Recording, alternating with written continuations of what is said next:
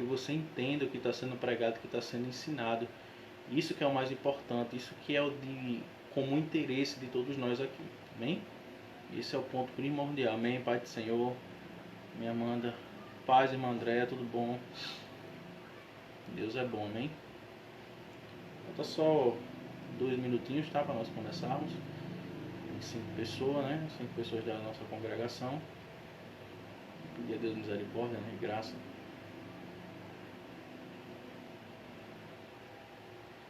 Já vão abrindo as vossas Bíblias aí em 1 Pedro, capítulo 1, versículo 8 até o 12. Amém? Vamos dar continuidade na série de exposição bíblica de 1 Pedro, capítulo 1, versículo 8 até o 12. Nós, no culto passado, nós expomos o texto, né, de 1 Pedro, capítulo 1, do verso 1 até o 7. E agora nós iremos dar continuidade. Então, a cada domingo nós vamos prosseguir nesse livro.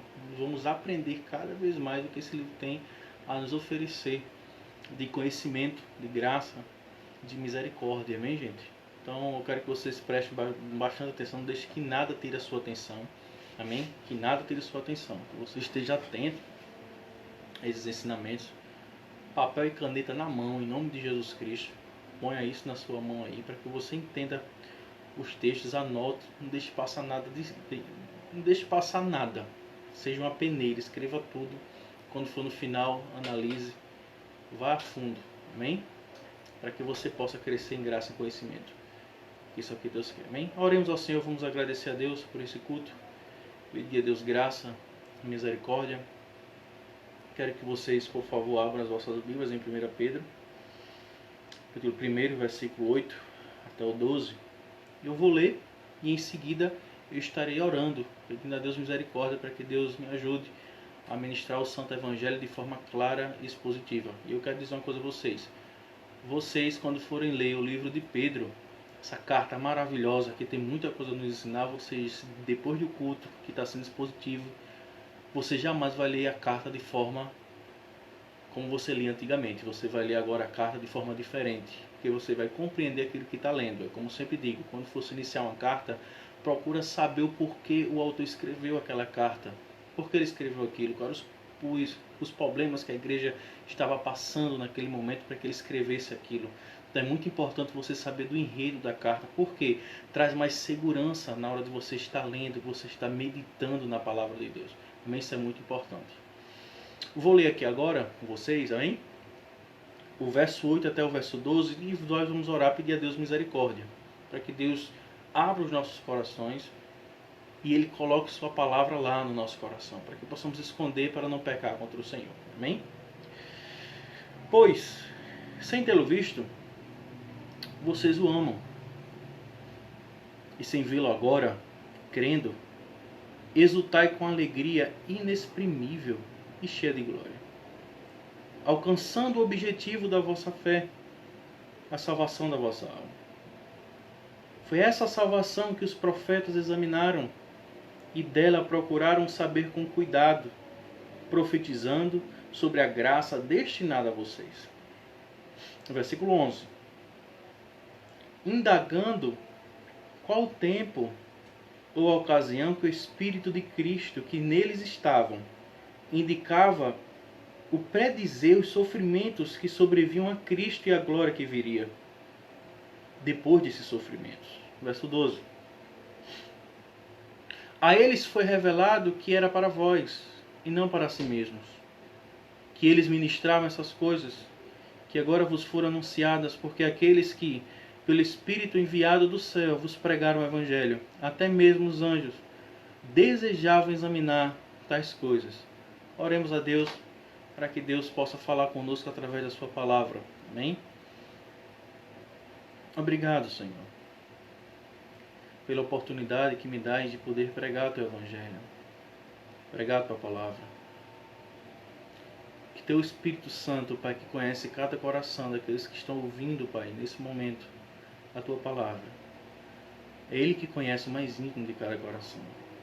É Ele que sabe cada necessidade de transformação. É Ele que sabe, Pai. E aqui estou como instrumento teu, Pai, para falar das tuas boas notícias, Pai, para falar do teu Evangelho e da tua palavra. para te glorificar, Senhor, e para revelar a tua vontade ao povo, Pai, que precisa ouvir essa verdade. Me dai graça, sabedoria, discernimento, para que eu possa pregar confiadamente a tua palavra. Que o Senhor cresça, Pai, e eu possa diminuir cada vez mais. Fala com o teu povo pela tua misericórdia, Senhor. Em nome de Jesus Cristo. Amém. Amém, gente? Paz e graça. Vamos lá. Como eu sempre tenho aqui falado um pouco sobre a pregação expositiva, o que é ministração expositiva, o que é pregação expositiva.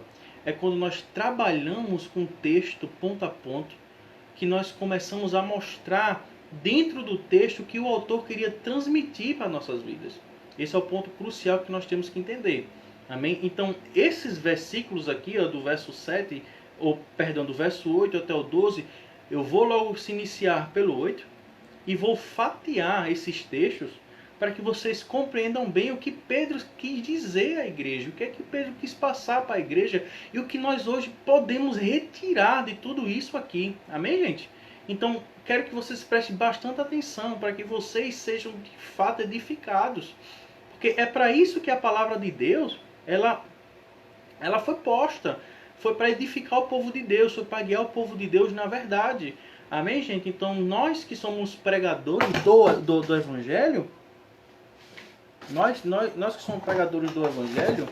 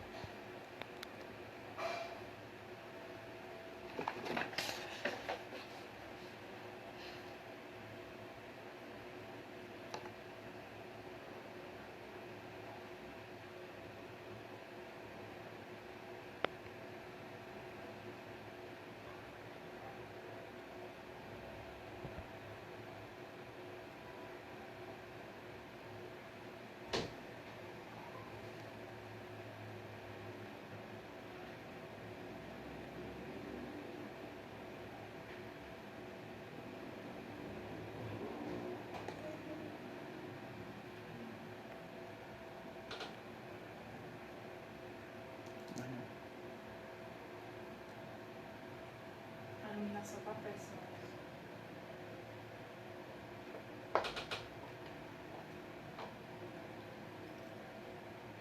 olha lá, e façam, essa aqui é a iluminação.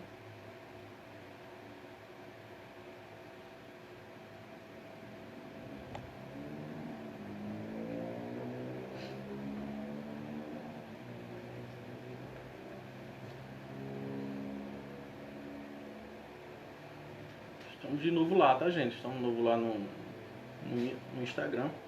Amém?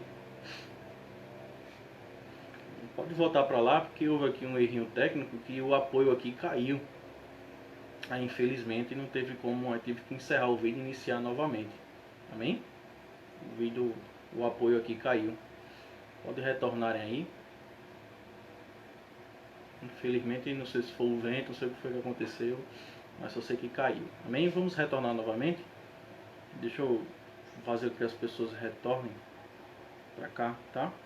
Perdão, que já estava no momento da exposição do texto.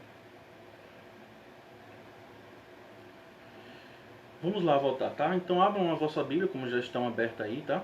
Em 1 Pedro. Capítulo 1, versículo 8 até o verso 12. Amém?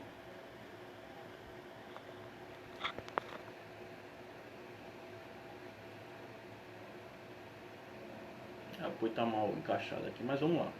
Dá para continuar, hein?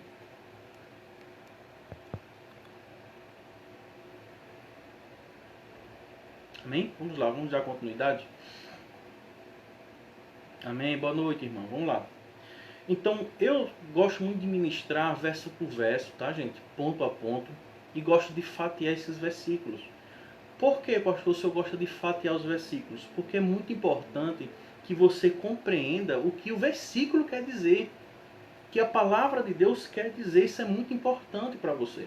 Para você não ficar de forma vaga no texto. Porque não adianta eu pegar aqui um verso aqui bíblico e falar aqui, falar e falar, e vocês não vão compreender nada. Quando chegar no fim, vocês vão dizer: pastor, eu não entendi nada.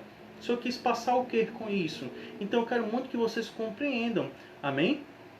Então vamos logo se iniciar pelo verso 8 e vamos compreender por que Pedro estava motivando a igreja a se alegrar. E ele falou aqui em certos aspectos que é muito fundamental hoje para a nossa vida também, no qual isso, quando nós estudamos aqui e aplicamos aqui também a nossa vida, nós temos aqui muitos ensinamentos que também nos põem à prova, em saber se de fato também estamos em Cristo ou não, ou se estamos vivendo na nossa própria perspectiva. Amém, gente? Então por isso que é muito bom nós compreendermos. Então eu quero começar aqui com o verso 8. Amém? Vamos ler aqui o verso 8 e eu vou fatiar ele aqui. Eu creio que seja em 6 pontos. Tá? Vou começar sem tê-lo visto. Depois vos o amais. Sem vê-lo agora. Crendo vocês exultam. Então começa a fatiar e quero explicar palavra por palavra. E no fim nós fechamos com a conclusão daquilo que o texto quis passar para nós. Amém? Veja só como é muito interessante esse texto. Vejam só comigo.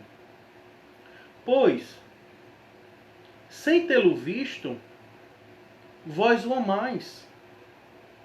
Sem vê-lo agora, crendo, exultais com alegria inexprimível e cheio de glória. Olha que coisa bela, olha que coisa interessante. Vamos lá. Eu quero logo se iniciar aqui com esse ponto aqui, ó. Sem tê-lo visto. Um dos pontos aqui que eu fiz aqui, 3 pontos essenciais em cima desse aspecto, para que você entenda o porquê Pedro estava falando nesse contexto, foi porque eles, naquele exato momento, aquele povo que estava lendo, o povo da dispensação, os cristãos que de fato tinham fugido para outras cidades por causa da perseguição ferrenha do império. Então, Pedro, ao escrever isso, diz: vocês que estão lendo essa carta, vocês não viram Jesus Cristo. Vocês não tiveram acesso com ele como eu tive. E aqui, por mais interessante que seja, Pedro está afirmando a sua testemunha ocular. O que é testemunha ocular, pastor? É que Pedro, pessoal, Pedro viu Jesus Cristo. Pedro viu o sofrimento de Jesus Cristo. Se você ler aqui na primeira carta de Pedro, capítulo 5, verso 1, ele exorta aos irmãos e aos pastores, que eram os anciões da igreja, e ele afirma: eu vi Jesus Cristo e os seus sofrimentos. E aqui mostra-se agora nesse verso 8 que ele, por estar escrevendo, ele tinha autoridade de escrever aquilo, de tanto animar a igreja, como também exortar a igreja. Ele tinha essa autoridade, como nós chamamos de autoridade apostólica, para exortar a igreja, chamar a atenção da igreja, animar a igreja, porque só ele, pela graça de Deus e misericórdia, ele tinha esse chamado para fazer isso. E agora, aqui nesse texto, ele diz: vocês não têm visto, que é o que? O passado. Nós estamos falando aqui passado, sem ter visto, passado. Então eles não viram, tá, gente? Então eles estavam no presente. É tanto que, se você observar, ó, ele vai dizer: ó, sem tê-lo visto, vós o amais, e sem vê-lo agora. Veja só, passado vocês não viram, mas vocês também não viram agora. Então é algo presente e futuro. Então não era algo momentâneo e algo também futuro. Mas vamos trabalhar nesse primeiro ponto aqui, ó. Aí eu coloquei 2 pontos aqui interessantes, que foi devido ao tempo e à distância. Então essas pessoas não tiveram acesso com Cristo, não tiveram as palavras de Cristo, acesso face a face como Pedro teve, tá, gente? E os leitores da carta de Pedro nunca viram Jesus Cristo. Então essa foi uma das formas de Pedro consolar essas pessoas, dizendo: vocês não viram, mas eu vi. Então essa era a importância de Pedro, e essa daí é uma das características que fortalecia a igreja, porque tinha os apóstolos. Os apóstolos viram Jesus Cristo, tiveram acesso a Jesus Cristo. Então tudo que eles falavam era de fortalecimento, era para que a igreja ficasse edificada cada vez mais em Jesus Cristo. Então, num aspecto aqui, ele vai falar do passado, que é que eles não tinham visto. Aí ele para agora e frisa o fator amar. Ó, pois vocês não têm visto, mas vós o amais. Olha que algo interessante. Vocês não viram, mas vocês amam. Essa é uma das características da nossa vida cristã também. Esses pessoas aqui também não viram, como Pedro afirma: vocês não viram, mas vocês amam. É a mesma característica também, nossa também. Nós também não vimos Jesus Cristo, mas nós também o amamos. Quando fui fazer uma análise aqui na palavrinha grega, para que pudesse compreender que amor era esse que Pedro estava falando, realmente eu fiquei muito emocionado. Porque eles não tinham visto e eles estavam amando. Esse amor, gente, é o tipo de amor sacrificial, que é o amor ágape.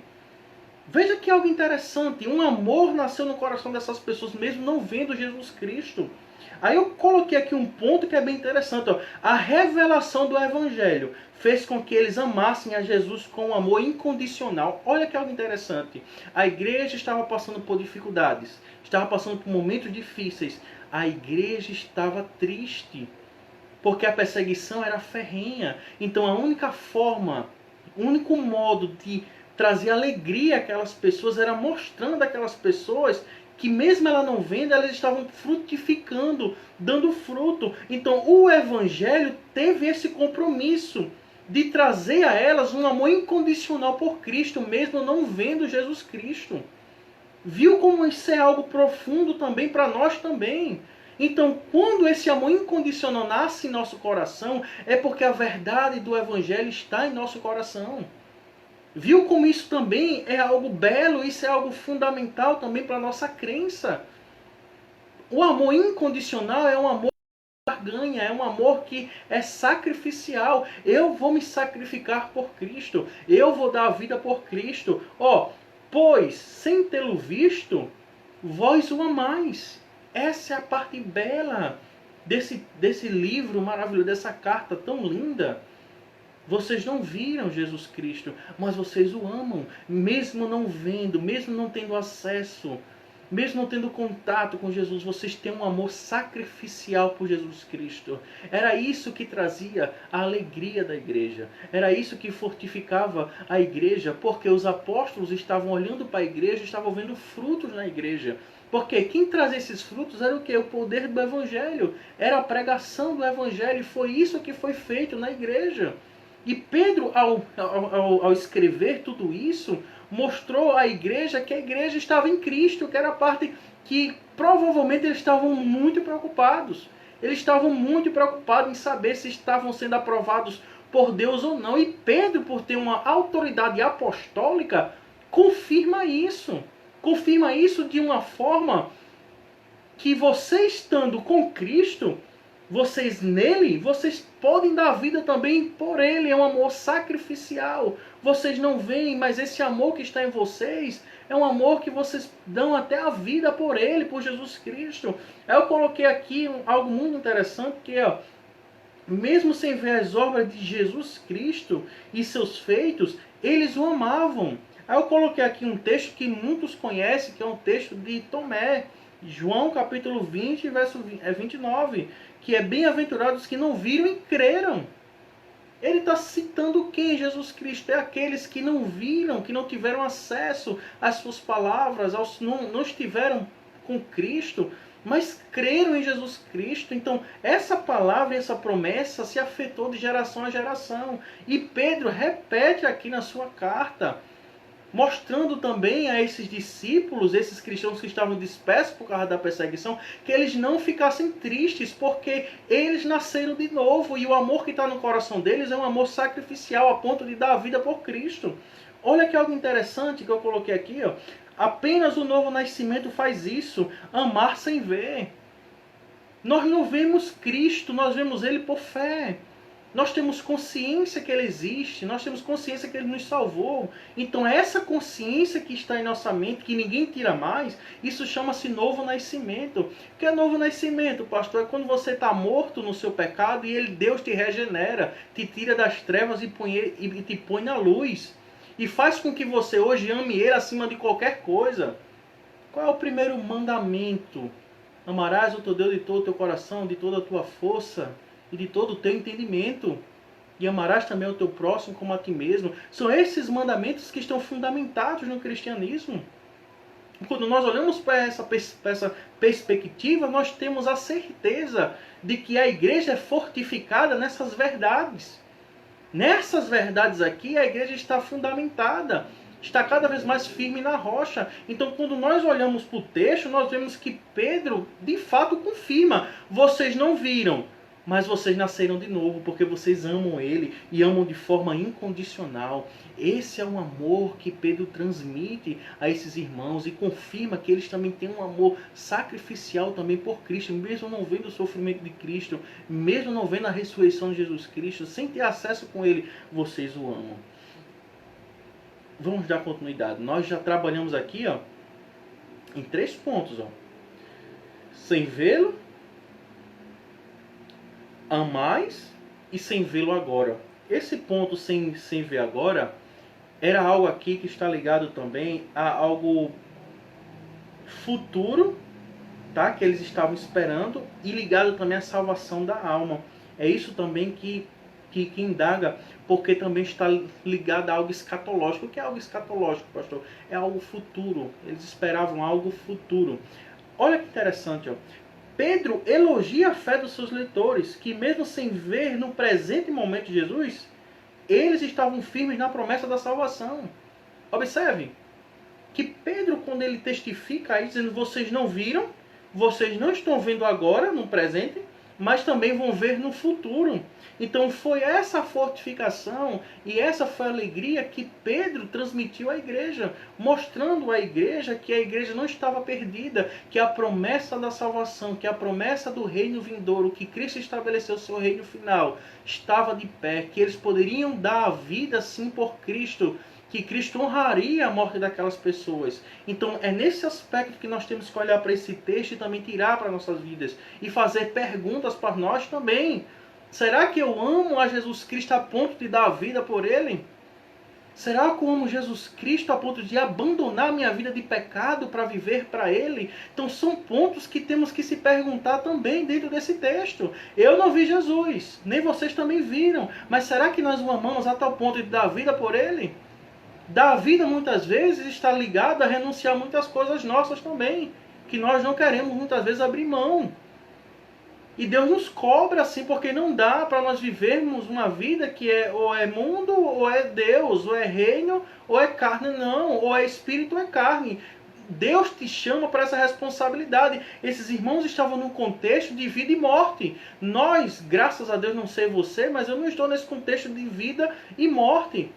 Mas veja só, Pedro chama esses cristãos a essa realidade.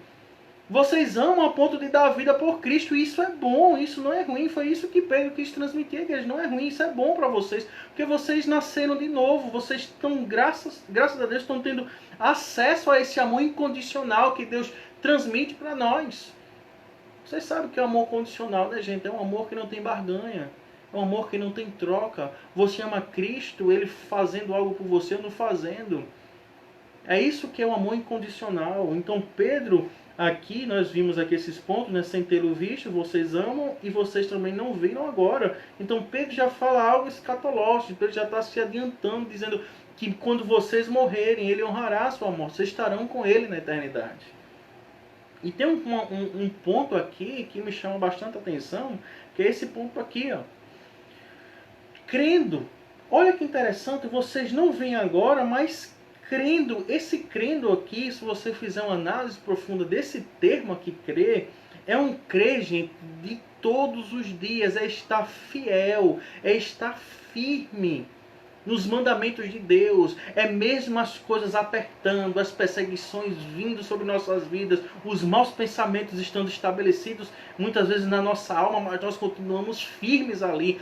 Isso que é o Evangelho, foi isso que o Evangelho fez com essas pessoas. E Pedro dizendo, mesmo diante desse contexto de crença e de perseguição, vocês ainda estão firmes, essa é uma maravilha. E nós temos estado firmes também nesse contexto também? Será que nós se encontramos também nesse contexto de quando as coisas estão ruins, o que é que eu faço? Como é que eu me comporto diante do dia mau? Como é que eu me comporto diante das dificuldades? Como é que eu me comporto? Esse é o ponto-chave. Essas pessoas, olha, preste atenção que essas pessoas estavam num contexto de perseguição. Se você vê algum relato se você vê alguns relatos da história da igreja, você vai se surpreender, porque muitos cristãos fugiram de Roma, muitos cristãos fugiram para as montanhas, foram morar lá nas montanhas. Eles não tinham nada, eles não tinham perspectiva de vida alguma. O que fortalecia essas pessoas era a crença em Jesus Cristo, na segurança da sua salvação. E provavelmente esses cristãos estavam nesse contexto, estavam escondidos. Eles não tinham mais esperança de ter uma vida social normal. Eles não tinham, agora eles tinham que morrer por Cristo e só tinha essa opção. E foi isso que Pedro alegra essas pessoas. Mostrando-se, pois, sem tê-lo visto, vocês o amam, sem vê-lo agora, crendo. Então esse crer se estabelece na função de uma crença diária, mesmo diante das dificuldades. Porque crer na Bíblia, de quem crê em Deus, esse crer, gente, não é acreditar como um ímpio pensa, como até muitos crentes pensam, não. O crer diário, ou o crer em Deus, muitas vezes está ligado, gente, acreditar nos mandamentos de Deus e praticar ele todos os dias até o fim da sua vida. É isso que o crer bíblico oferece. Então eu coloquei aqui algo interessante, que é crer todos os dias.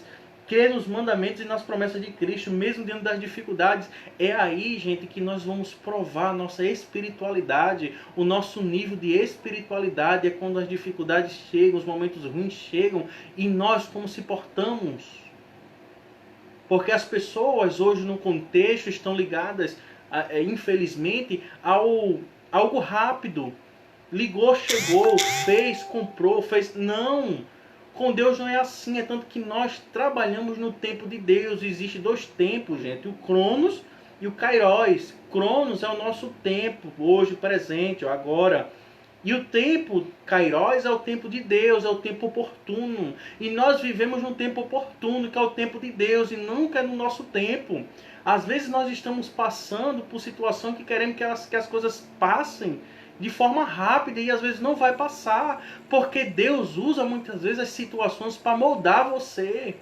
Que às vezes você está rinzinho, sabe? Você está com as carnalidadezinhas, que Deus, pela graça e misericórdia dele, usa as situações para te mudar, para te transformar. É por isso que às vezes a situação não sai rápido, por isso que a situação ainda permanece ali, porque está dentro da vontade de Deus. E foi isso que aconteceu aqui no contexto de Pedro. Essas pessoas estavam crendo em Deus, mesmo diante da dificuldade, eles permaneceram firmes. Eles não negaram em nenhum momento Deus, eles não negaram em nenhum momento as promessas de Deus. Permaneceram firmes na segurança da salvação, mesmo diante da perseguição, mesmo diante da dificuldade, mesmo diante do dia mau. Eles estavam crendo em Deus. Esse é o ponto que temos que pôr em nossas vidas. E fazer tais perguntas, às vezes, a nós, que às vezes nós não compreendemos. Quando você lê a Bíblia, você faça a pergunta para vocês. Olha a coisa bela. Eu não vi Jesus. Mas será que eu amo Jesus Cristo a ponto de dar a vida por Ele? Eu não vejo agora. Espero Ele lá na eternidade. Será que eu estou crendo nas promessas? Será que eu estou crendo na segurança da salvação? Será que eu estou crendo? Você vê que nesse contexto, você vê que nessa perspectiva, muitas das vezes nós estamos em falta.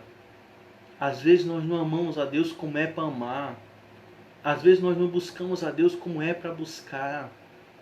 As pessoas querem crescimento espiritual, as pessoas querem crescer, mas elas não fazem nada para crescer. Elas não se dedicam um tempo a Deus, elas não se dedicam em buscar a Deus, em orar, jejuar, ler a palavra, estudar a palavra. Elas não têm essa dedicação e querem crescer em graça, em conhecimento, no qual não vão. Imagine se só nós não passamos por nada que esses irmãos aqui estão passando.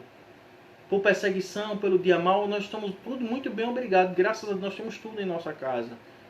Mas nós se encontramos aqui reprovados diante desse texto, infelizmente. Às vezes se você for sincero com você mesmo, você vai olhar e vai dizer, realmente, eu não amo a Deus como é para amar. Eu tenho casos que eu não me nego a mim mesmo. Tem casos que eu dou lugar à carne, tem casos que eu reajo da forma que eu quero, para você ver que nós estamos nessa perspectiva reprovados muitas vezes. Então aqui, quando você lê isso, você automaticamente tem que pedir misericórdia a Deus. Pedir a Deus graça para que Deus te enquadre na palavra dele, mas não faça com que a Bíblia se encaixe não, em você não. É você que tem que se enquadrar nas Escrituras, porque as Escrituras, gente, é o espelho da palavra de Deus para nossas vidas. Quando nós abrimos a palavra de Deus e olhamos para ela, nós já vemos aqui os nossos defeitos, as nossas falhas, as nossas limitações, as nossas aprovações e reprovações, e também encontramos aqui a misericórdia de Deus, porque se Deus teve a graça de mostrar a você os seus erros, é porque Ele vai te mudar, Ele vai te transformar. É para isso que serve as Escrituras, a palavra de Deus. Então, quando você olhar para esses textos bíblicos, se põe nessa situação. Então, Pedro chama essas pessoas nesse contexto. É isso que Pedro quis dizer. Vocês amam a ponto de dar a vida por Jesus Cristo. Vocês também creem nele mesmo diante das dificuldades. Isso é louvável a Deus. Isso é louvável a Deus. Porque, gente, a maior prova de espiritualidade é no dia mau. É no dia da dificuldade, porque às vezes nós ficamos se perguntando, né? Será que eu estou aprovado por Deus? Porque às vezes você está no dia bom. E o dia mau? Como nós vamos se encontrar no dia mau, no dia da dificuldade? Como vamos se encontrar nesse contexto? Então aqui, agora, dando mais continuidade ao texto, fazendo o texto fluir para que nós possamos compreender, é que agora Pedro fala aqui de algo chamado exultais. Olha que interessante, eu crendo, exultais. Imagine se agora o termo exultar aqui está ligado a regozijar-se. Regozijar é o que, gente? Se alegrar. E olha a perspectiva mais profunda, ser tomado por uma profunda alegria. Esse termo aqui de Pedro é: vocês crendo, mesmo diante das dificuldades, vocês têm uma alegria tão profunda, que eu fui estudar aqui esse contexto aqui, está ligado a saltar de alegria, pular de alegria. Então imagine-se só, você nesse contexto de dificuldade, se escondendo de um e de outro para não morrer, pregando o evangelho por onde passa, se escondendo, sendo perseguido, mas mesmo assim você está alegre, você está feliz. Era isso que Pedro admirava naquele povo, porque só Deus pode te dar essa alegria. Só Deus pode te dar essa alegria de ter a certeza de que quando você está passando pelo dia mau, o dia da dificuldade, você ainda continua alegre. E isso chama-se confiança em Deus. Isso sim chama-se confiança em Deus. É tudo mal e eu é alegre, sabendo que Deus de fato está comigo. Eu estou com vocês todos os dias até a consumação do século. Essa perspectiva que temos que buscar é no dia mau estarmos alegres, estarmos felizes, tendo a certeza que a promessa da salvação está de pé, mesmo dentro da dificuldade. É isso que Pedro oferece aqui a esses cristãos e alerta eles e traz a confiança a eles. Um dos pontos essenciais aqui, que eu coloquei aqui nesse ponto exultar: devemos se alegrar e reconhecer que somos guardados para a salvação pelo poder de Deus. Embora nossa vida envolva perseguição, nada pode tirar a alegria da salvação de nossas vidas. Absolutamente nada. Não é o dia mau, não é a morte de um parente, não é qualquer perca. Não podemos perder a alegria da salvação, porque quem ofereceu essa alegria não foi homem algum, não foi carne alguma, não foi poder de homem algum, foi o poder de Deus, foi o poder do Espírito Santo que colocou em nosso coração essa alegria, que nos satisfaz, que nos motiva, que traz cada vez mais a certeza da nossa salvação. Não perca a alegria da salvação. Era isso que Pedro exorta, que eles não deveriam perder essa alegria, no qual eles não perderam, mesmo diante da dificuldade, eles não perderam a alegria. E muitas vezes nós perdemos a alegria por coisas tão poucas, perdemos a alegria por coisas tão fúteis. E eu quero dizer uma coisa a vocês: entenda algo muito interessante. Sabe por que essas pessoas elas não perderam a alegria? É porque elas tinham confiança genuína em Cristo. Elas depositaram seu coração na eternidade. Elas não tinham tesouros aqui na terra. A mente dela estava ligada na eternidade. Sabe por que muitas vezes nós perdemos a alegria? É porque nosso coração está ligado demais aqui na terra, está ligado demais às satisfações humanas e aprovações humanas. Você tem direito e obrigação de agradar apenas a Deus. Porque é Ele que é o autor da tua salvação, é Ele que é o motivo da tua alegria, e foi Ele que morreu na cruz do Calvário e ressuscitou ao terceiro dia. E Pedro mostra isso aos cristãos: vocês crendo, exultais. Gente, essa é a parte mais linda desse texto. Mesmo diante da perseguição, eles estavam alegres. O incrível é que se você agora tem que se perguntar, vamos começar a se perguntar: eu sou alegre diante das dificuldades? Diante do dia mal, diante da perseguição, eu sou alegre? Eu sou alegre. Então essa perspectiva, você tem que olhar para você e dizer: eu me encontro nesse contexto de mesmo diante das dificuldades eu estou alegre, mesmo diante do dia mal eu estou alegre, mesmo eu olhando para a minha freeze, eu olhando para a minha geladeira, olhando para o meu armário, não vendo absolutamente nada lá, eu vou continuar alegre, confiando em Deus. Veja os pontos e você veja se foi aprovado ou reprovado. Se foi aprovado, louvado seja o nome do Senhor Jesus Cristo. Deus está te fazendo crescer. Se foi reprovado, pede a Deus a misericórdia dele, que Ele vai fazer com que você cresça em graça e conhecimento. Que essa é a vontade do Senhor. Vamos lá. Verso 8. Esse ponto aqui foi o que me chamou também muita atenção. Que ó, vocês crendo, né? Exultais. E agora nós vamos trabalhar na palavrinha alegria inexprimível. Olha que coisa linda. Alegria inexprimível. É uma alegria sem explicação. Gente, pelo amor de Deus, se você estudar esse contexto aqui, você se surpreende. Os cristãos estavam passando por dificuldade. Os cristãos estavam passando por momentos difíceis. E eles estavam com alegria tão imensa que não dava para explicar. Mas a alegria deles, gente, era sabendo que se eles morressem pela perseguição, eles estariam com Cristo. Porque a promessa estava de pé. E Pedro trouxe mais ainda confiança a esses cristãos. Trouxe mais realidade a esses cristãos. De que o que eles estavam fazendo era certo. O que eles estavam passando era certo. Então, esse é o ponto-chave. Amém, gente?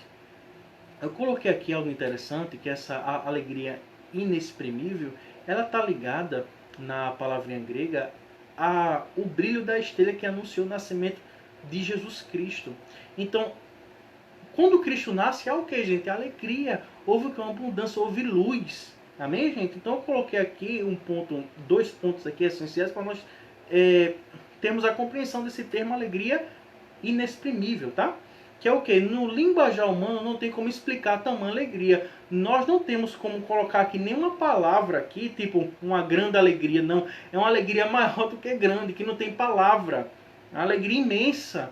Então imagina se só você passando por perseguição, passando pelo dia difícil, passando por momentos complicados, mas mesmo assim você é alegre. Mas essa alegria aqui inexprimível, gente, não é alegria vinda do homem, não. É uma alegria totalmente, gente, vinda de Deus, que é só Deus que te dá essa alegria, só Deus que te dá essa satisfação. Vejam como o texto, ele é belo. Veja como nós muitas vezes estamos bem longe desse contexto aqui, infelizmente. Tudo muitas vezes nos abala, tudo muitas vezes nos deixa triste, cabisbaixo. E Deus se encontra onde? Não estou dizendo que você não vai ficar triste. Não estou dizendo que você não vai chorar, não é isso não. Eu estou dizendo que qualquer coisa, às vezes coisas fúteis, coisas passageiras, nos tira essa alegria e não pode acontecer isso. E essa alegria aqui, gente, não estava ligado aos momentos de felicidade deles, não. Era nos momentos de tristeza, de perseguição, de assolo, de... O que estava trazendo alegria a essas pessoas, gente? Era a certeza de que Cristo ia salvar eles. Era a certeza que eles iriam encontrar Jesus Cristo. Aí o segundo ponto aqui é, essa alegria está ligada a algo escatológico, tipo algo futuro. Então eles estavam alegres porque estavam sendo perseguidos, a palavra de Deus está se cumprindo na vida deles, e eles também estavam alegres por algo futuro, que era o quê? Ou a vinda de Cristo, que eles tinham em mente que Cristo provavelmente poderia voltar ali naquele contexto, ou mesmo diante da morte deles, eles estavam seguros em Cristo, então eles estavam alegres por isso. Aí eu coloquei aqui, essa alegria está ligada a algo escatológico, ligada ao futuro, algo vindouro, que era a vinda de Cristo, e o reino iminente de Cristo. Eles pensavam que Cristo viria e estabeleceria seu reino. Então eles estavam alegres por isso também, estavam satisfeitos por isso. Tipo, eles diziam, vale a pena sofrer por Cristo, vale a pena passar por dificuldade por causa de Cristo, vale a pena amar Ele de forma de se sacrificar por Cristo, vale a pena. Esse é o contexto que temos que olhar para as Escrituras e ver que o Evangelho te fez nascer de novo, te tirou das trevas, te colocou na grande luz, e você hoje responde com sua vida a ponto de dar a vida pelo Salvador, Jesus Cristo. É essa alegria que temos que buscar em saber que mesmo diante das dificuldades, a alegria ainda estará no meu coração, estará na minha alma, tendo a certeza que Ele salvará, Ele me salvará, Ele me buscará naquele grande dia, Ele vai me ressuscitar naquele grande dia. Eu coloquei agora aqui um ponto interessante, no verso 8, com alegria inexprimível e cheio de glória. Veja só, esse ponto cheio de glória, gente, está ligado a uma abundância de glória e um bem-estar espiritual, tá, gente? Era uma alegria, eles estavam alegres, mas eles tinham paz dentro deles. Eles tinham, como posso dizer assim, paciência. Os frutos do Espírito estavam manifestos na vida daqueles cristãos. Por isso que quando Pedro fala aqui, ó, vocês estão alegres, crendo, exultais com alegria e cheio de glória. Então, essa glória cheia de alegria é a certeza que uma perseguição não pode anular a promessa vindoura de Cristo. Não era qualquer situação, não era absolutamente nada que ia apagar a promessa de Cristo. Eles estavam com paz, eles estavam com paciência dentro do coração deles, porque eles já tinham uma certeza dentro do coração deles. Tem aqui um ponto que nós provavelmente vamos chegar lá, em 1 Pedro capítulo 5, versículo 7, que ele diz assim, ó, lançando sobre ele toda a vossa ansiedade, porque ele tem cuidado de vós.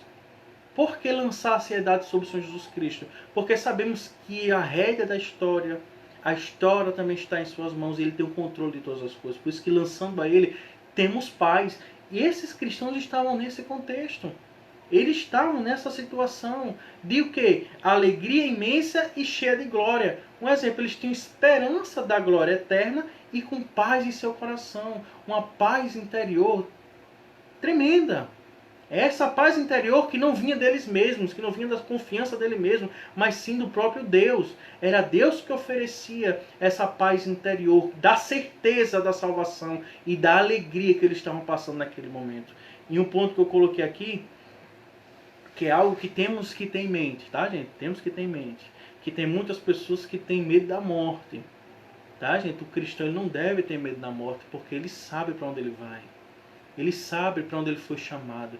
Ele sabe que a alma dele não estará vagando por lugar algum, mas sim estará com Cristo. Estará segura com Ele.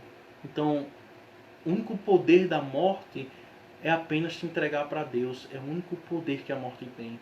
A Bíblia diz, não tenha medo daquele que pode matar o corpo, mas tenha medo daquele que pode matar o corpo e lançar o corpo no inferno. É a esse que devemos temer, gente. É a esse. Às vezes as pessoas se perguntam, pastor, você tem medo da morte? Não, nós temos que ter temor e tremor depois. Depois a gente teme e treme, porque morreu, segue-se o quê? Um juízo, vamos para um julgamento com Deus. E a pergunta é, estamos preparados para se encontrar com Deus? Será que estamos prontos para se encontrar com Deus? Olha só, nós estamos apenas no verso 8 ainda. E observe que a gente fez aqui algumas perguntas, algumas indagações, que a gente se sente até colocado na parede. Tipo, eu amo ele?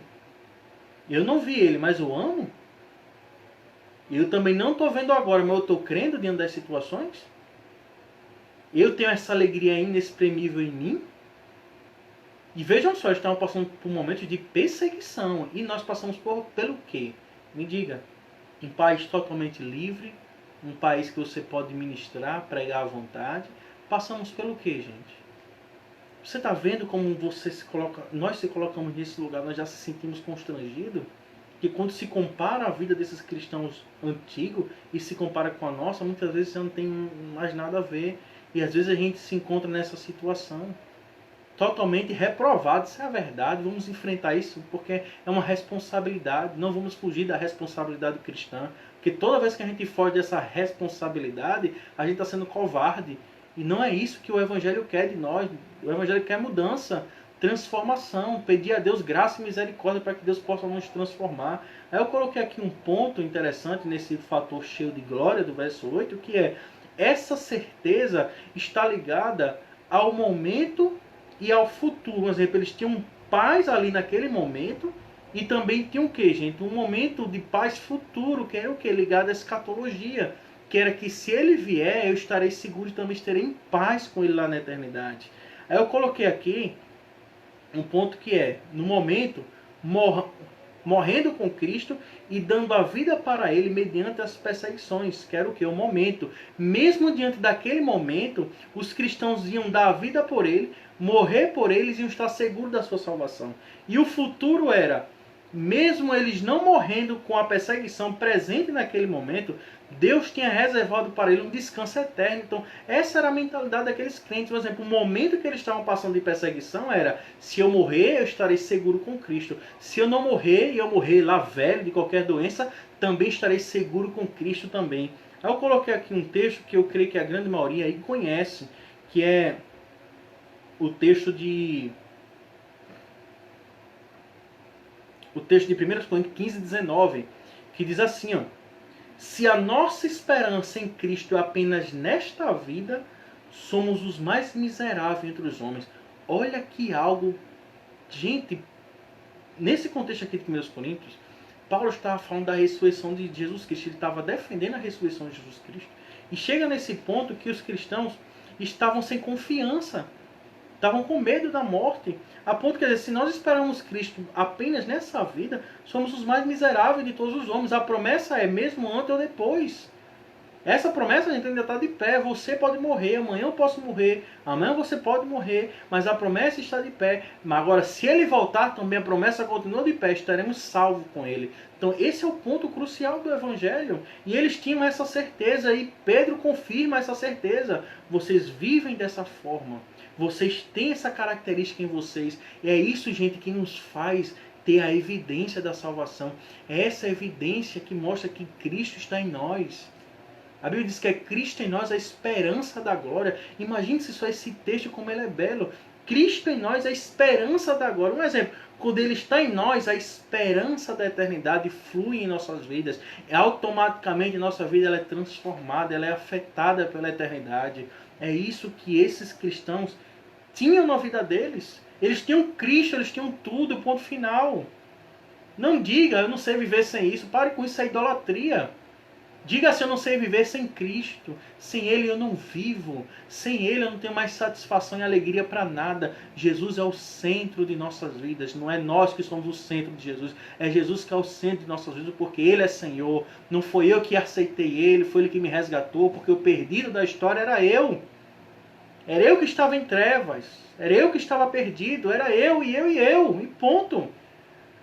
Quando nós tivermos em mente isso aqui, diante das perseguições, do dia mal, das tristezas, estará evidenciado em nossa vida. Será que você estaria pronto para dar a vida por Cristo? Porque dar vida é dois contextos totalmente diferentes também. Dar vida, morte, você se entregar como sacrifício, e dar a vida negando a você mesmo, negando sua carne, negando as suas vontades terrenas e diabólicas. Isso também é dar a vida por Cristo. Quer ser discípulo de Cristo? Nega a você mesmo. Toma a tua cruz e segue Jesus Cristo. Qual é a tua cruz? A tua cruz é a tua dificuldade, muitas vezes carnal. Renuncia às tuas vontades e segue a Cristo. Não dá para seguir a Cristo querendo fazer a tua própria vontade, os teus próprios desejos, capricho. Isso não é evangelho. Evangelho tem a obrigação de transformar você. O Evangelho nunca vai deixar você da mesma forma como você era em outrora. O Evangelho nunca vai deixar você uma pessoa orgulhosa. Nunca vai deixar você uma pessoa carnal. O Evangelho vai transformar a sua vida à imagem do Filho de Deus. É para isso que o Evangelho é pregado. E não para satisfazer homem algum. O Evangelho, ele esmaga a vontade do homem. Ele esmaga o desejo carnal do homem. Ele esmaga o homem. E molda a imagem do Filho de Deus. É para isso que o Evangelho serve. Ele esmaga você. O Evangelho não deixa você na sua zona confortável. O Evangelho esmaga você. O Evangelho não é feito por homens. O Evangelho é de Deus. Quando ele é pregado, quando ele é anunciado, quando ele é falado com características bíblicas, há salvação. Há transformação, há mudança de mente, há mudança de caminho, há pessoas salvas, há pessoas regeneradas. Isso é o Evangelho. A característica do evangelho tem essa procedência. Se fugir disso, não é evangelho. Custe o que custar, o evangelho tem que ser pregado. Preste atenção, esses homens estavam aqui passando por isso por causa do evangelho. Eles não estavam passando por isso aqui, por dificuldade, não foi por causa de uma mentira, não. Eles estavam passando porque era o evangelho que estava sendo pregado. Era Cristo crucificado sendo anunciado. Era eles fazendo Deus Senhor sobre todos aqueles. E aqueles homens se iravam com isso. Ele é Senhor e Deus. E ponto final. E quando você prega o evangelho, você também é perseguido. As pessoas vão perseguir você. Até aqueles que se dizem serem crentes vão perseguir você. Porque tem muitos que vivem na mentira. Vivem no engano.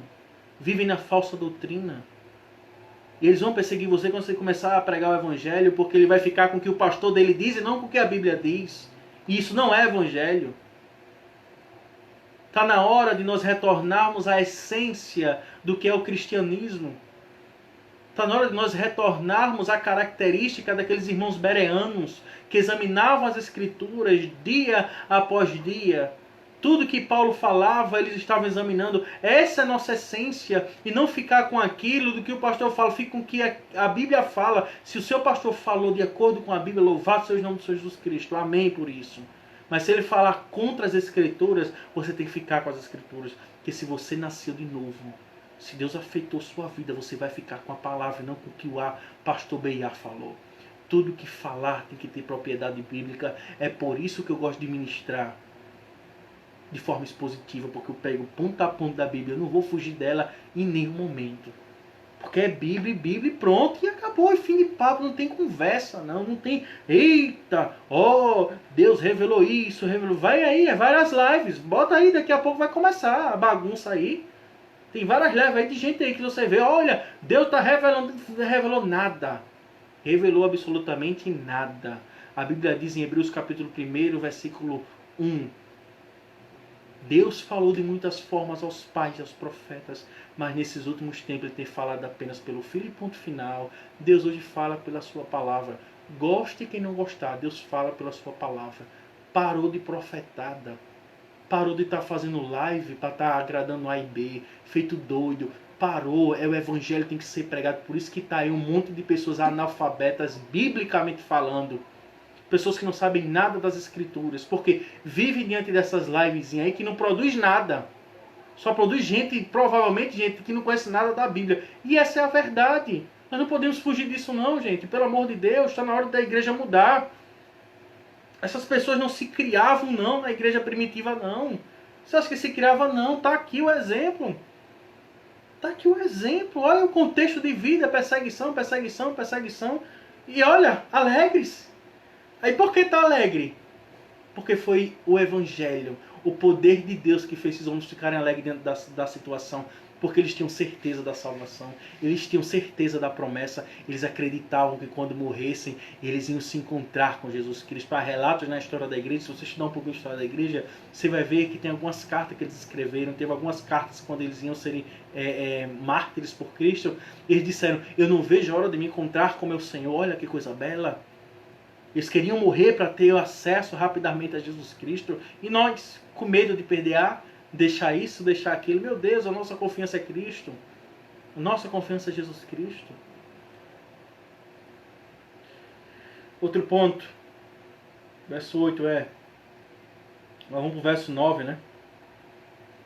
Que é, alcançando o objetivo da vossa fé, a salvação da vossa alma. Olha que coisa linda, gente. Eu coloquei aqui um ponto interessante nesse termo, alcançando o objetivo, né? Ou alcançando o fim da vossa fé, ou a salvação da alma, que é que nesta vida o cristão se apropria da salvação que Cristo oferece. Um exemplo, eles tinham um objetivo, que era o que? Alcançar e se apropriar da salvação, que é aquela que eles estariam com Cristo, agora estariam realmente completamente com Cristo. Aqui eles estão apropriados, e vocês estão apropriados da nossa salvação, somos salvos, mas teremos ela plenamente somente na eternidade. Estaremos completamente em Jesus Cristo. Esse é o ponto-chave. E o outro ponto é, depois da nossa morte, nós nos apropriaremos plenamente dela, quando estivermos com Cristo para toda a eternidade. Essa satisfação que temos que ter. Então, alcançando o objetivo da vossa fé, a salvação da vossa alma, nós temos um objetivo. Nós não estamos aqui em vão, nós não estamos andando aqui como peregrinos e forasteiros de forma cega ou inútil. Não, nós temos um objetivo. E o nosso objetivo é alcançar cada vez mais a salvação nele, Jesus Cristo. Somos salvos, mas vamos se apropriar no grande dia, no dia que Deus separará os bodes e as ovelhas, e chamará todo aquele eleito para o descanso eterno. Um dos pontos aqui que eu quero que você entenda agora, para finalizar, como eu digo, eu faço a fatiação do versículo, e no final eu trago uma conclusão desse versículo, para nós concluirmos ele. O que é que o verso 8 e 9 nos ofereceu? O que é que ele oferece para a igreja? O que é que nós temos de ensinamento dentro desses versículos? Eu coloquei aqui, nesses 2 versículos, podemos achar 2 doutrinas importantíssimas para a igreja de Cristo. Veja só, dentro do versículo 8 e 9, nós achamos aqui 2 doutrinas importantes, 2 ensinamentos muito importantes para a igreja.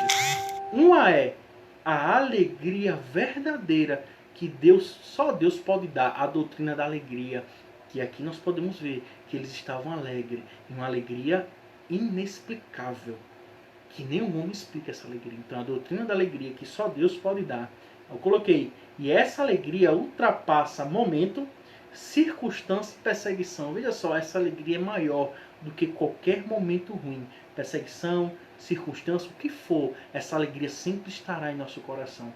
Viu como isso é belo?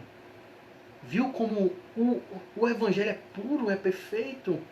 É Ele que oferece tudo isso. Eu coloquei outro ponto aqui. Ninguém é capaz de tirar, ou melhor, ninguém é capaz de tirar essa alegria do cristão. E a segunda doutrina é uma doutrina voltada para a escatologia. Está ligada ao fim dos tempos, ou ao fim das eras, quando se encontramos com o Senhor Jesus Cristo naquele grande dia. Então nós achamos aqui nesses 2 versículos 2 doutrinas importantíssimas. A doutrina da alegria e a doutrina do fim dos tempos, que é onde nós iremos se encontrar com o nosso Salvador Jesus Cristo. Gente, essa é a satisfação que temos que ter, uma satisfação nele. Se você quer crescer em graça, se você quer crescer em conhecimento, se você quer ter inteligência espiritual, se você quer ser firmado na rocha, busque Jesus Cristo. Busque a palavra de Deus, busque conhecer a Deus. E você só conhece a Deus, não é no monte. Você não conhece Deus, não, você conhece Deus na palavra. Você vai conhecer Deus quem Ele é na palavra, não é por quem A falou ou B falou, é pela palavra. Essa é a essência e essa é as características que Deus põe em nossa vida. Amém? Agora vamos para o verso 10, tá, gente? Na continuidade ao verso 10. 10 e 11, amém? Vamos para o 10, depois nós corremos por 11. Vamos lá. Vamos ler logo 10 e 11? Vamos lá. Foi essa salvação que os profetas examinaram e dela procuraram saber com cuidado, profetizando sobre a graça destinada a vocês, indagando qual tempo ou ocasião que o Espírito de Cristo que estava neles indicava ao predizer os sofrimentos que sobreviriam a Cristo e a glória que viria depois desses sofrimentos. Veja só que um dos pontos aqui cruciais agora é que Pedro, gente, está falando para uma igreja que tinha compreensão das profecias que continha no Antigo Testamento. Ele não ia falar, foi essa salvação que os profetas examinaram, sem ninguém ter em mente o que é profeta. Então a igreja tinha certeza dessas profecias, sabiam que algo estava se cumprindo, que algo se cumpriu em Jesus Cristo. E ele fala, Pedro, foi essa salvação que os profetas... Eu coloquei aqui um ponto interessante sobre esse termo aqui, foi essa salvação que os profetas, é que lá na Antiga Aliança, os profetas já anunciavam a salvação, uma salvação em Jesus Cristo. Tá, gente? Todos já conhecem aqui o livro de Isaías, tem aqui o livro de Ezequiel, Jeremias, temos também Moisés falando. Então todos esses homens falavam sobre Jesus Cristo, sobre a vinda do Messias. E tem aqui um ponto que eu coloquei aqui, ó. Todos os profetas, de Moisés até Malaquias, profetizaram sobre o Cristo. Eu coloquei aqui um versículo para testificar aquilo que eu estou falando. Veja só, Lucas capítulo 24, versículo 26 e 27, que diz assim, ó, e começando por Moisés, discorrendo por todos os profetas, expunha-lhes o que a seu respeito constava em todas as Escrituras. Veja que é algo interessante. Jesus aqui está no caminho de Emaús, encontra os discípulos. E nesse caminho ele começa a expor de Moisés até todos os profetas, passando um por um, expondo a eles que ele é o Cristo e que tudo que aqueles profetas profetizavam sobre a vinda do Messias se cumpriu nele.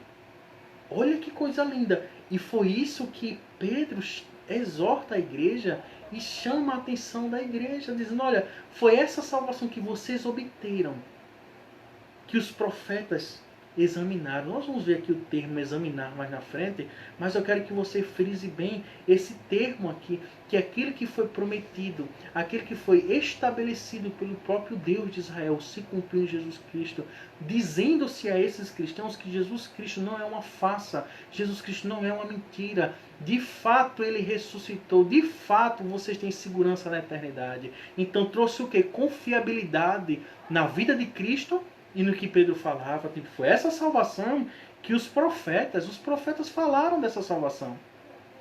Resumindo, vocês não estão jogados não. Vocês estão passando por isso porque a palavra de Deus diz que vocês vão passar por perseguição, afronta, dias maus, por causa da justiça, por causa de Cristo. Olha que coisa bela. E ele diz, e não é à toa, porque os profetas já falavam sobre isso, trazendo mais veracidade àquilo que ele estava escrevendo, trazendo algo da antiga aliança e pondo na nova aliança e confirmando a salvação em Jesus Cristo. Outro ponto. E agora é um dos pontos aqui bem interessante, que profeta, ele tinha como objetivo transmitir a mensagem de Deus. Ele era um arauto de Deus, tá gente? O que é arauto? É uma pessoa que carrega uma mensagem, mas uma mensagem que não é dela. Então, quando ela vai trazer uma mensagem, ou ela vai transmitir uma mensagem, ela tem que passar a mensagem com fidelidade. Ela não pode tirar nenhum tiro, não pode tirar nenhuma vírgula, ela tem que transmitir a mensagem que foi colocado a ela como responsabilidade. Então, os profetas tinham essa responsabilidade de transmitir aquilo que Deus mandava eles falarem. Tá? Então, mas muitas das vezes esses profetas não sabiam o que Deus queria transmitir. Eles muitas vezes só sabiam falar. Falavam, mas não sabiam o que iria acontecer muitas vezes. E aqui nesse ponto, que é aqui, ó, foi essa salvação que os profetas examinaram e dela procuraram saber com cuidado. Presta atenção, que os profetas estavam falando sobre essa salvação, estavam examinando sobre o que Deus tinha falado. Eles não estavam falando de forma aleatória, de forma louca, não. Eles falavam e queriam saber o que eles tinham falado. Vejam só um ponto interessante aqui, que é o fato examinar. Olha o significado da palavrinha grega, examinar, que quer dizer sondar, buscar e pesquisar. Eu coloquei aqui, os profetas recebiam a revelação de Deus, mas nem sempre compreendiam o que significava as suas profecias. Foi o que eu acabei de dizer. Os profetas muitas vezes não sabiam o que Deus estava falando, eles apenas falavam. Imagine se só você no contexto ali de Isaías. Isaías, como nós vamos ver mais lá na frente, Isaías fala do nascimento de Jesus, fala do ministério de Jesus, fala da morte de Jesus Cristo. Ele nem sabia que era o Messias, mas ele estava profetizando, ele estava falando sobre Jesus Cristo já ali naquele momento. E Pedro traz essa compreensão, que os profetas falaram e os profetas examinaram. Os profetas examinaram o que eles estavam falando. Amém, gente? Então esse é um ponto crucial também. Você aí, seja quem for, quem estiver falando qualquer coisa para você, examine o que estão falando para você. Examine o que está sendo pregado no púlpito da sua igreja. Examine. Se estiver errado, conteste o pastor com amor, tá, gente? Conteste com amor. Mostre nas escrituras que tal doutrina é errada. Mostre. Por quê, gente? Porque é a palavra de Deus que traz transformação. É a palavra de Deus que traz à igreja crescimento em todas as áreas e requisitos. Então, quando se falta a palavra de Deus, falta Deus também. Bota isso na cabeça de vocês, amém, gente? Então, quando você olha para as escrituras, você vê a palavra de Deus. Então, a palavra de Deus tem que ser o quê? Transmitida.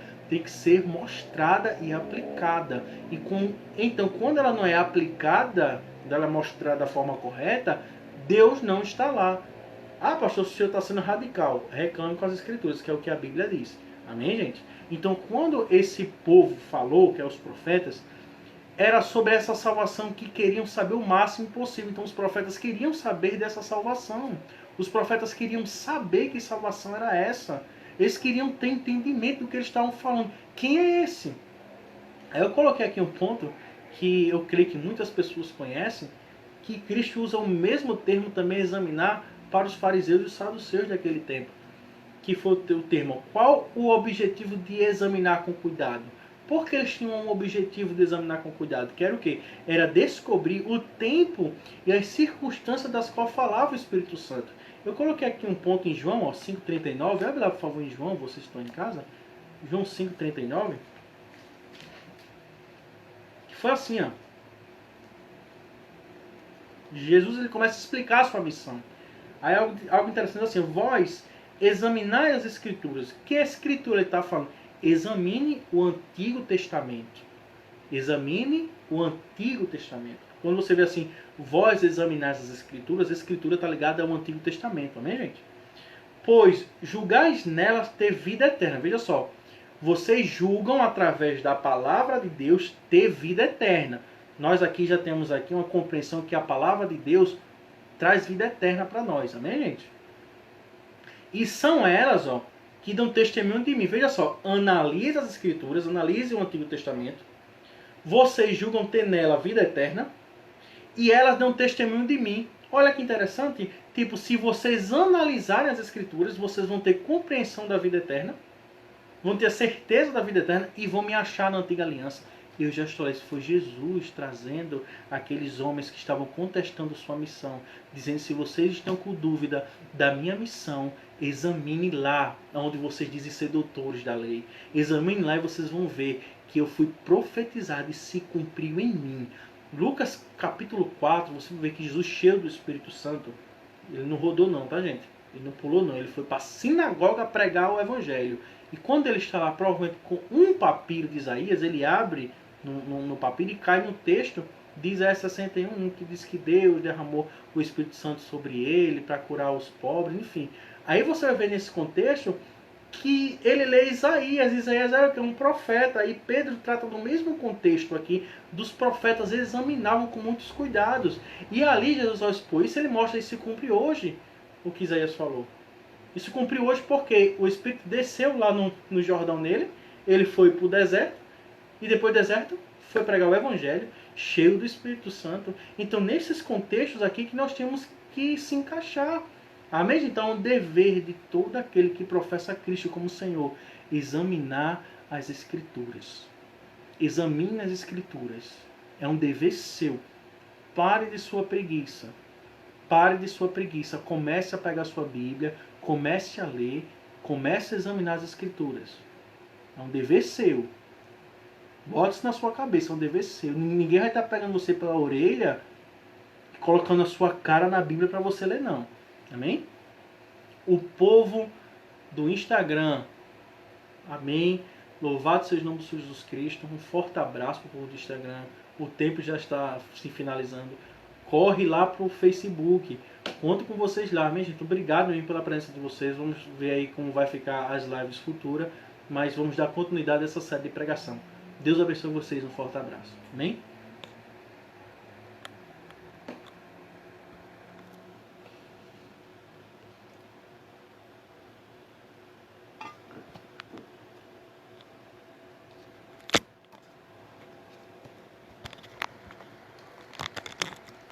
Só um minutinho para esperar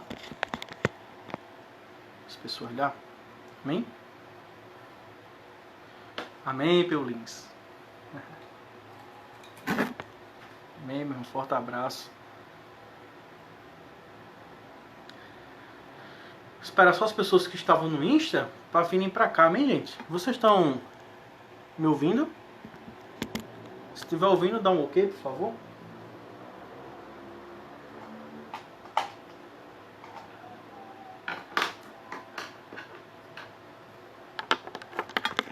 Só um minutinho, tá, gente? Tem que esperar as pessoas lá do Insta virem pra cá.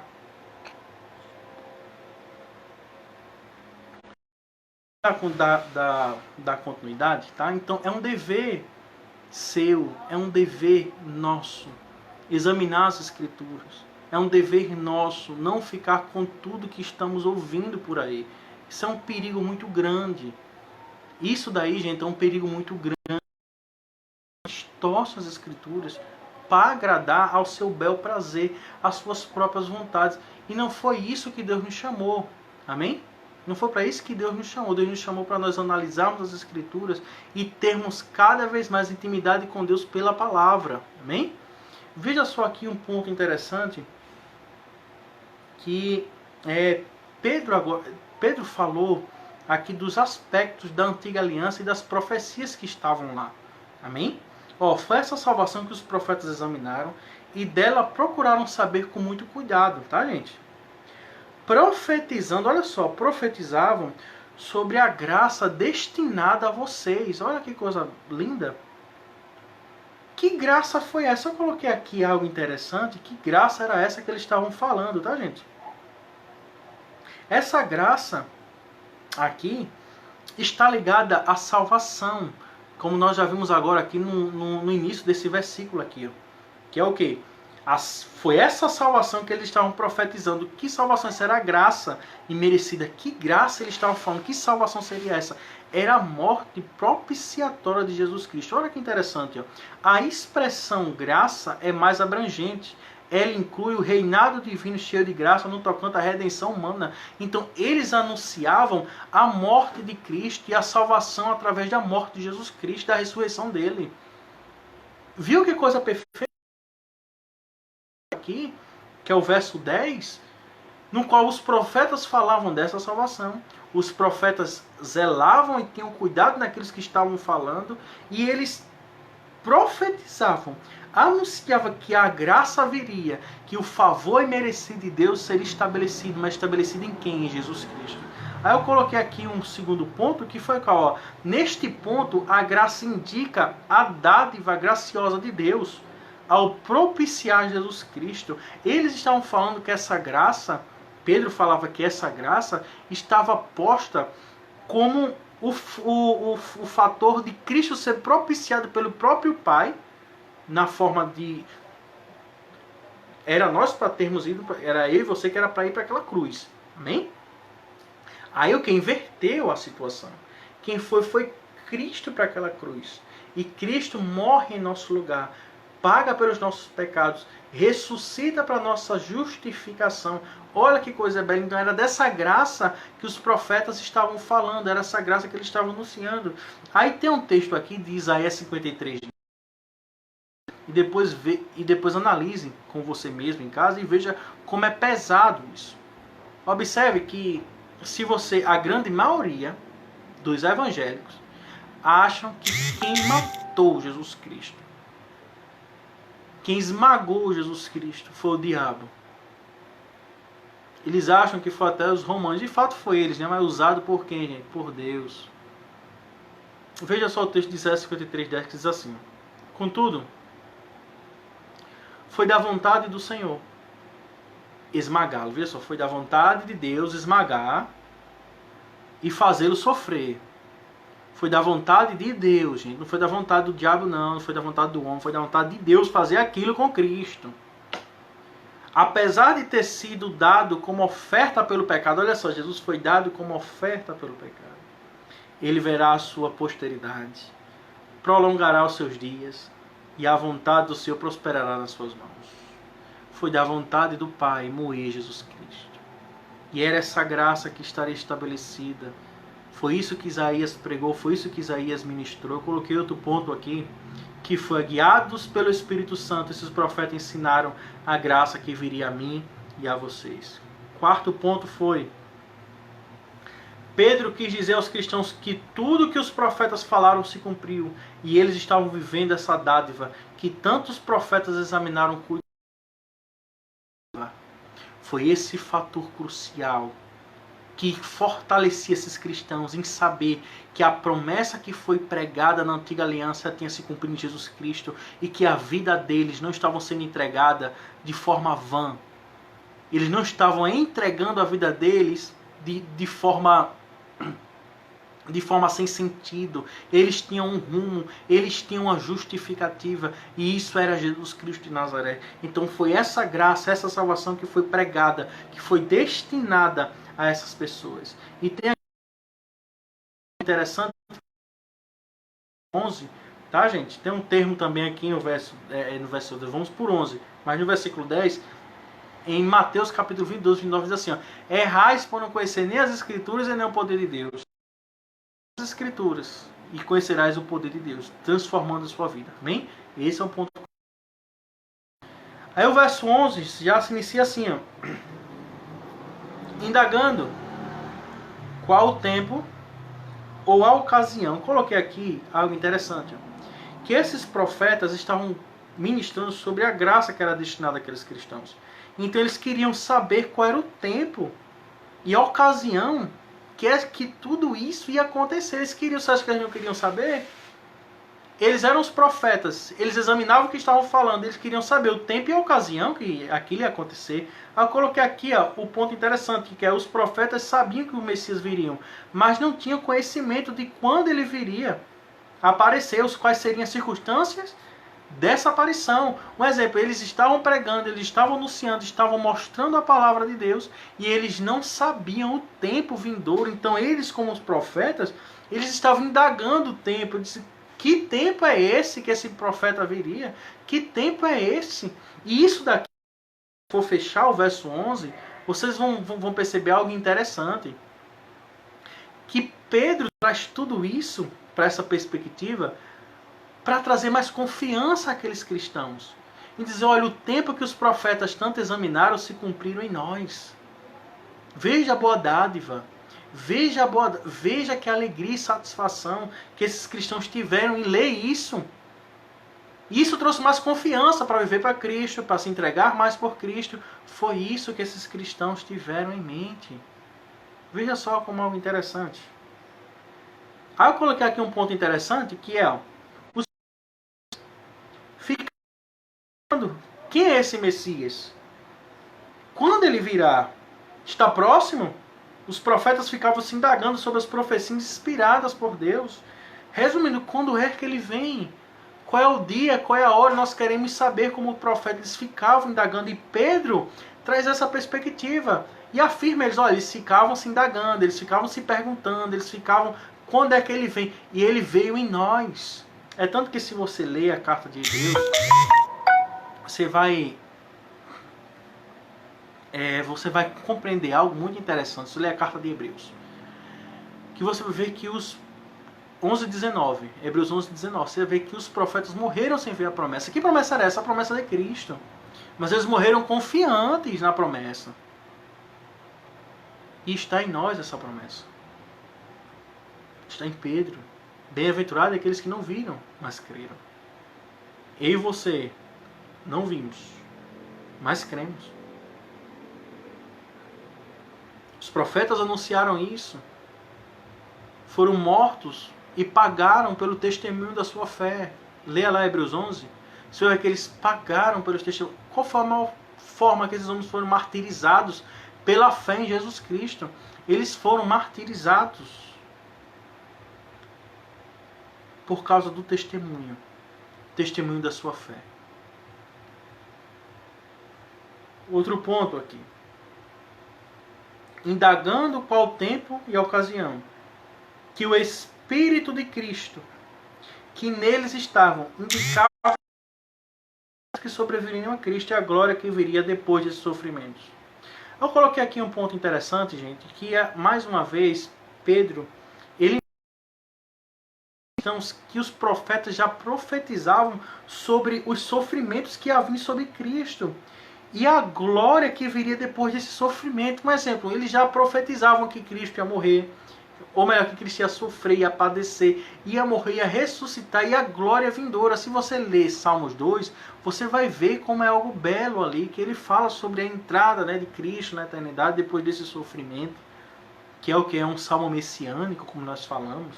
E vejam só como algo interessante, o Espírito de Cristo que estavam nele. Um exemplo, era esse Espírito de Cristo que inspirava aqueles profetas a falar esses fatos que iriam acontecer. Eles não falavam de mente humana, não. Veja só, não eram os profetas, mas o Espírito Santo que estava apontando quando predisseram o sofrimento de Cristo e as glórias que viriam depois. Foi o Espírito de Deus que estava profetizando sobre aquilo que viria, que a promessa está estabelecida. Aí tem um texto aqui, para trazer mais confiança àquilo que eu estou falando, que é em 2 Pedro, capítulo 1, verso 1:21, que diz assim, pois a profecia nunca foi produzida por vontade humana. Veja só, a profecia que esses profetas da antiga aliança profetizavam não foi produzida, não foi feita, não foi inventada por homem algum. Mas homens falaram da parte de Deus, conduzidos pelo Espírito Santo de Deus. Olha que coisa bela que nós encontramos aqui. O Espírito de Deus incitava, inspirava esses homens a falar o sofrimento que viria. Isso é o Evangelho. Veja só, gente. Nesse verso 10 aqui, 11, e depois nós vamos para o 12 para finalizar, você já tem que ter em mente que Pedro trouxe isso à igreja para trazer confiança à igreja, para trazer compreensão do que eles estavam vivendo o Evangelho, estavam praticando o Evangelho, não era em vão. Era na perspectiva de que vocês estão vivendo por algo, vocês estão vivendo e sofrendo por algo justo, por algo que de fato aconteceu, que os profetas anunciaram e eles queriam saber qual tempo que ia se cumprir tudo isso, e se cumpriu hoje conosco. Esse é o ponto-chave. Eu coloquei aqui que se você quiser anotar na sua casa aí, ou anotar no seu papel, veja só. Os profetas evidentemente recebido a revelação de Deus sobre a vinda do Messias. Isaías profetizou sobre o seu nascimento. Isaías profetizou, tá? Sobre o seu nascimento. Isaías 7,14, Isaías 9,6, Isaías 11,1. Tudo isso falando do nascimento de Jesus Cristo. Aí agora Isaías fala do seu ministério, do ministério de Jesus. Você vai achar em Isaías capítulo 11, versículo 2 até o 5.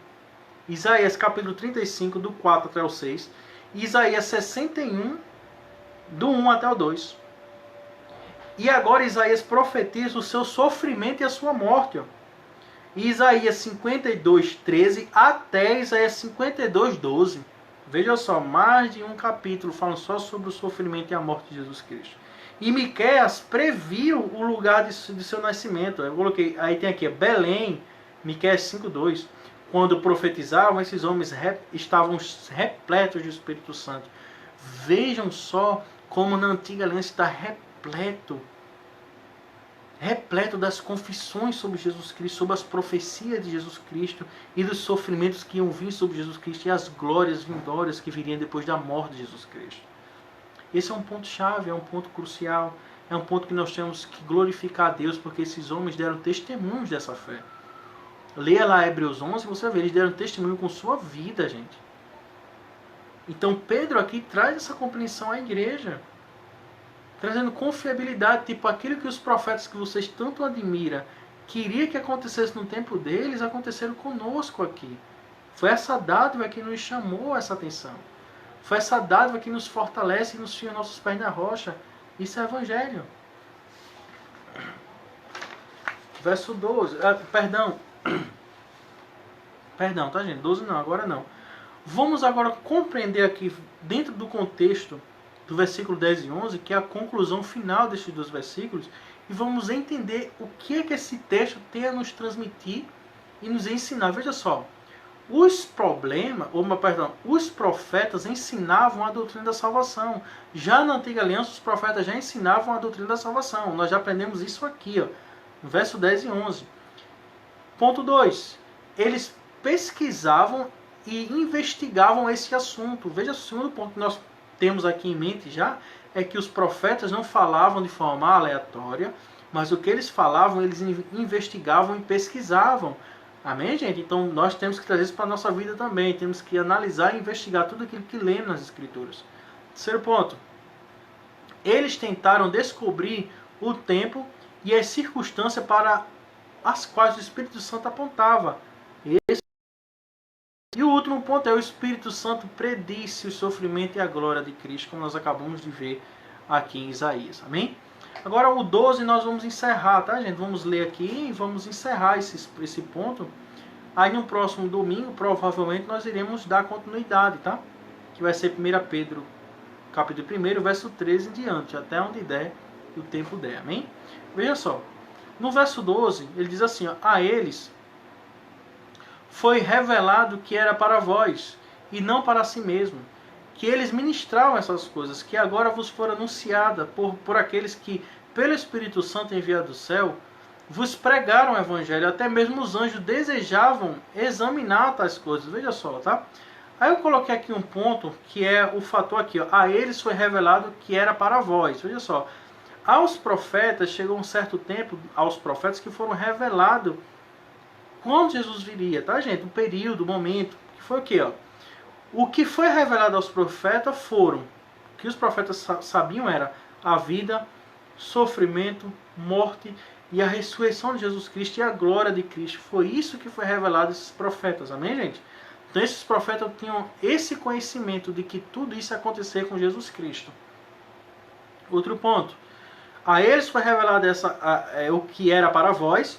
Segundo ponto: e não para si mesmos, que eles ministravam essas coisas. Eles não estavam ministrando essas coisas para eles mesmos. Eles só queriam saber, compreender o tempo e a ocasião que tudo ia acontecer. Qual era o tempo, qual era o período. Eles queriam saber, por isso que eles examinavam. Aí eu coloquei: eles ministravam para outras gerações. Eles sabiam que tudo isso ia passar de geração em geração. Isso é um ponto interessante.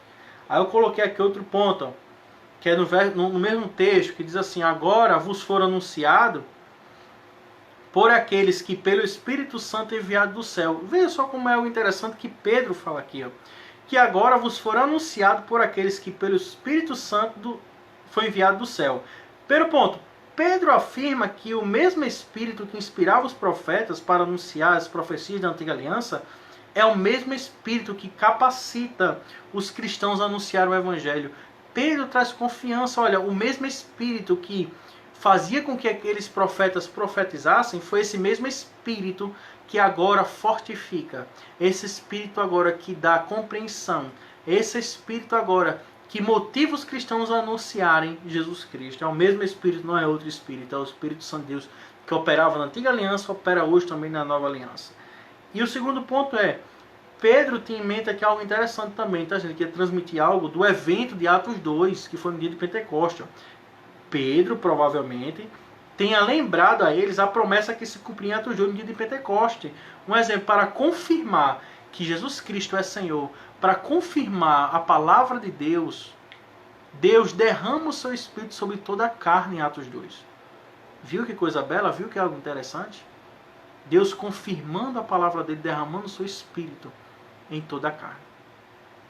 E tem aqui um ponto, né, que infelizmente esse é um dos fatores que faz com que, e já teve, não é que faz, mas teve muito tempo aí que muitos pastores estavam interpretando esse texto aqui de forma um pouquinho equivocada, que até mesmo os anjos desejam examinar tais coisas. Ontem eu fiz uma análise desse final aqui que me chamou a atenção. Por quê? Uns dizem que eram os anjos que queriam pregar em lugar dos homens. E não é isso, tá, gente? Não era nada disso que a Bíblia aqui está querendo dizer. Quando diz assim, ó, até mesmo os anjos desejavam examinar tais coisas. Eu coloquei aqui o primeiro ponto: os anjos desejariam entender as profecias também. Gente, os anjos não tinham compreensão do que estava sendo falado. Eles não sabiam sobre a salvação. Quando eles viam os profetas profetizando, eles queriam também saber o que estava acontecendo. Para você ver, né, como é a dádiva de Deus, que os anjos não sabiam, não tinham compreensão disso.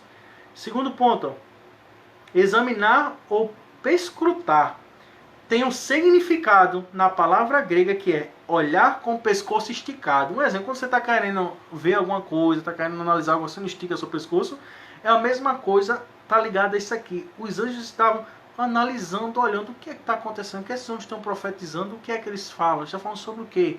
Quem é esse que os anjos não tinham compreensão sobre isso? E o último ponto é: os anjos não tinham conhecimento sobre a salvação do ser humano. Era algo incompleto, pois desejavam perscrutar o ministério da salvação. Esse é o ponto essencial que nós temos que compreender, né, gente? Os anjos eles não tinham compreensão da salvação, eles queriam saber também. Da mesma forma como os profetas queriam saber, eles também queriam saber. E Pedro, mais uma vez, traz essa confiança. Olha, até os anjos, que foi o Deus que criou, está lá com ele, queriam saber e se cumpriu hoje conosco. Nosso objetivo é com a verdade. Nosso objetivo, gente, é com a palavra de Deus. Nós não estamos aqui com a intenção de enganar, de modificar ou de adulterar a palavra de Deus. Nós não vamos distorcer a palavra de Deus para agradar uma minoria, não, jamais. Nosso objetivo é pregar o Evangelho com toda a sabedoria e todo o conhecimento de Deus. Que Deus abençoe vocês. Obrigado por participarem, tá, gente, dessa live. Qualquer dúvida, conta comigo. Qualquer dificuldade bíblica, fala comigo. Quiser conversar comigo, estou disponível, amém? Fala comigo, vai lá no meu privado, vai lá no Message, se for no Insta, vai lá no meu direct. A gente conversa, amém? Que Deus abençoe vocês. Oremos para que nós possamos finalizar esse momento da palavra de Deus, amém? Deus abençoe cada um de vocês. Obrigado, Senhor, por essa palavra. Obrigado por esse momento. Nos dá uma noite tranquila. Tudo aquilo que foi pregado, foi ensinado, que o Senhor nos ensine cada vez mais para que possamos pôr em prática a Tua verdade, porque é ela que liberta. Amém. E graças a Deus. Deus abençoe a vida de vocês, amém? Deus é bom.